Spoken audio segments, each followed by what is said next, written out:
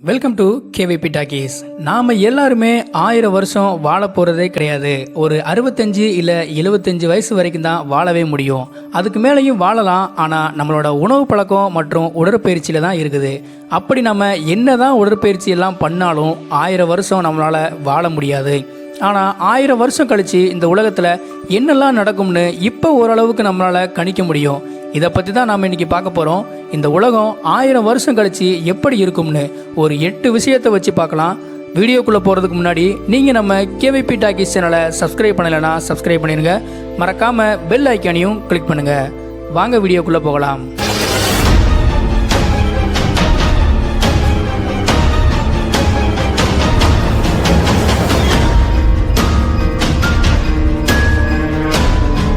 Number 8.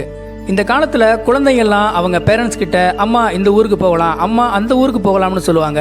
1000 வருஷம் கழிச்சு பிறக்கிற குழந்தைங்க அம்மா மார்ஸுக்கு போகலாம், அம்மா வீனஸுக்கு போகலாம்னு கூப்பிடுவாங்க. ஆமாங்க, மனுஷனால கிரகம் விட்டு கிரகம் பயணிக்கிற அளவுக்கு டெக்னாலஜி ரொம்பவே சர்வசாதாரணமாக இருக்கும். நம்பர் 7.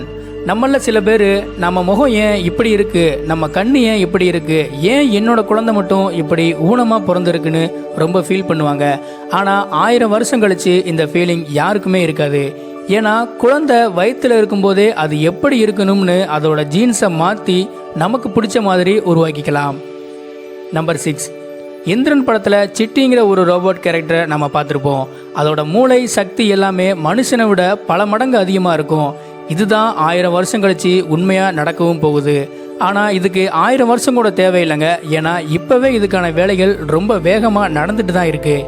1000 வருஷம் கழிச்சு இது ஒரு சாதாரண விஷயமாக தான் இருக்கும். மனுஷனோட உணர்வுகளை ரோபோட்டுக்கும் ரோபோட்டோட மூளையை மனுஷனுக்கும் கொடுக்க முடியும். ஸோ யாருமே முழுசாக மனுஷங்களாக இருக்கவே மாட்டாங்க. நம்பர் 5. டைனோசரஸ் இனம் எப்படி அழிஞ்சதுன்னு யாராலையுமே சரியான விளக்கம் தர முடியாது. ஆனால் ஏதோ ஒரு இயற்கை பேரிடரால் அழிஞ்சிருக்கும்னு எல்லாரும் சொல்கிறாங்க. அது மாதிரி ஒரு பேரழிவு மனித இனத்துக்கு ஏற்கனவே நடந்துட்டு இருக்கு. காற்று மாசுபடுறதா இருக்கட்டும், உலகம் வெப்பமயமாதலாக இருக்கட்டும், இது மாதிரி நிறைய விஷயத்தால் மனித இனம் கொஞ்சம் கொஞ்சமாக அழிஞ்சிட்டு இருக்கு. இது போதாதுன்னு இப்போ இந்த வைரஸ் வேற. ஒரு சில மனித இனங்கள் மட்டும்தான் தப்பிச்சு, ஒரு சில மனித இனங்கள் கண்டிப்பாக அழியும். இதுதான் நம்ம லிஸ்ட்டில் 5வது இடத்த பிடிச்சிருக்கு. நம்பர் 4. இது கொஞ்சம் வருத்தம் தரக்கூடிய ஒரு விஷயந்தான். 1000 வருஷம் கழித்து இந்த உலகத்தில் ஒரே ஒரு மொழி மட்டும்தான் பேசப்படும். அது எந்த மொழியாக வேணாலும் இருக்கலாம்.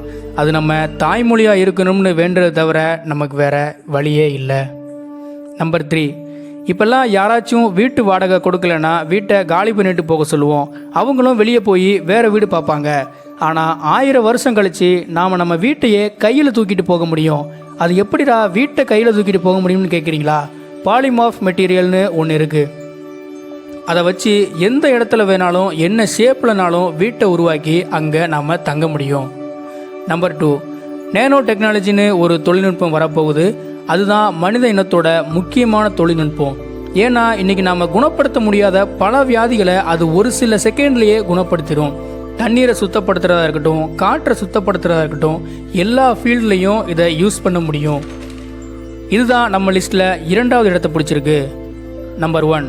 ஸ்டார்டிங்கில் நம்ம சொன்ன மாதிரி என்னதான் உணவு முறை உடற்பயிற்சின்னு நம்ம பண்ணாலும் 100 வயசுக்கு மேலே நம்மளால் இருக்கவே முடியாதுன்னு சொல்லியிருந்தோம். ஆனால் எந்த உணவு முறையும் உடற்பயிற்சியுமே இல்லாமல் மனுஷனால் 1000 ஆண்டு உயிர் வாழ முடியும்னு சொல்கிறாங்க. கேட்கவே உங்களுக்கு ரொம்ப ஆச்சரியமாக இருக்குதுல்ல? ஆனால் இதுதான் உண்மை. இன்றைக்கி இருக்கக்கூடிய பணக்காரங்க எல்லாருமே நமக்கு வயசாகக்கூடாது, பொறுமையாக வயசாகணும்னு சொல்லி பல $1 மில்லியன் செலவு பண்ணி அவங்க ஜீன்ஸை மாடிஃபை பண்ணி ஏஜிங்கை ஸ்லோவாக்குறாங்க. இப்போவே இப்படின்னா 1000 வருஷம் கழித்து எல்லாருமே இதை பண்ண ஆரம்பிச்சிருவாங்க. அப்போது எல்லாருமே 1000 வருஷம் உயிரோடு இருக்க வாய்ப்பு இருக்குது. ஓகே, இந்த 8 விஷயத்தில் உங்களுக்கு ஏதாவது கருத்து சொல்லணும்னு தோணுச்சுன்னா கீழே இருக்கிற கமெண்ட் பாக்ஸில் கமெண்ட் பண்ணுங்கள்.